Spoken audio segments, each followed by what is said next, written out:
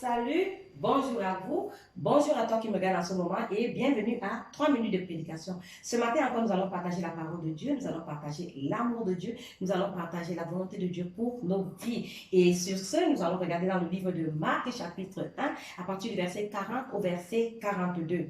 Dans le livre de Marc, chapitre 1, le verset 40 à 42, la Bible nous parle d'une rencontre entre Jésus et un lépreux.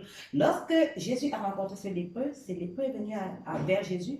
D'un ton suppliant, il a dit à Jésus, Maître, si tu le veux, tu peux me rendre pur. Et Jésus, ému de compassion, dit à ce lépreux, je le veux, sois pur. Et c'est comme ça que Jésus le toucha. Et la Bible dit, aussitôt Jésus le toucha, ce lépreux fut guéri. Il fut guéri de sa maladie. Alors pourquoi cette histoire? Pourquoi est-ce que cette histoire attire notre attention ce matin? Lorsque nous regardons dans la Bible, depuis l'Ancien Testament, dans le Nouveau Testament, lorsque la Bible parle de la lèpre, la Bible parle ici du péché. Le péché, n'est-ce pas, dans la Bible, est représenté par la lèpre.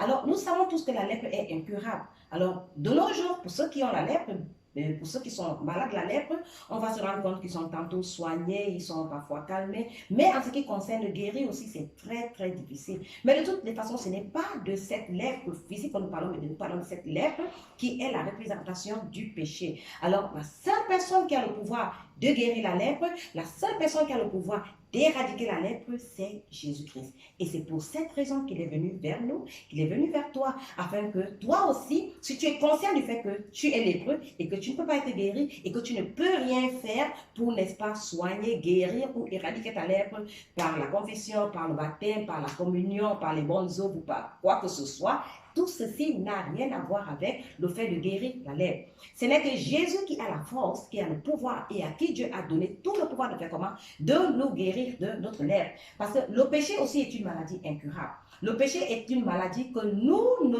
pouvons pas guérir, que nous ne pouvons pas éradiquer de nous-mêmes. La seule personne qui a le pouvoir de nous guérir de la lèpre, du péché, la seule personne qui a le pouvoir de nous guérir, n'est-ce pas, de nous éradiquer le péché, ce n'est que Jésus-Christ. Et c'est pourquoi, comme d'habitude, je l'ai dit dans le livre de Jean, chapitre 1, verset 29, Jésus-Christ est l'agneau de Dieu qui ôte le péché du monde, qui ôte le péché d'Adèle, qui ôte le péché de tel. Alors, c'est comme ça que lorsque Jésus rencontre ce lépreux, que je dis tantôt, malade du péché, lorsque Jésus le rencontre, il dit, Maître, si tu le veux.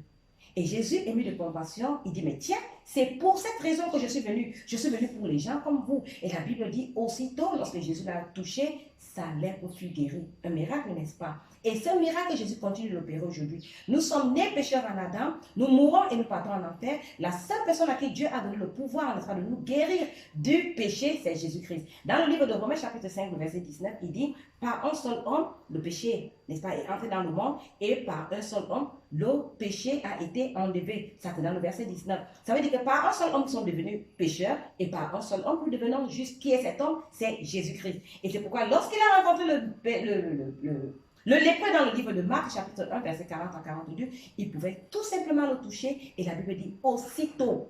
Nous allons suivre le fait aussitôt. Aussitôt, il fut guéri. Sur ce, je vous dis au revoir et à une autre vidéo de 3 minutes de prédication.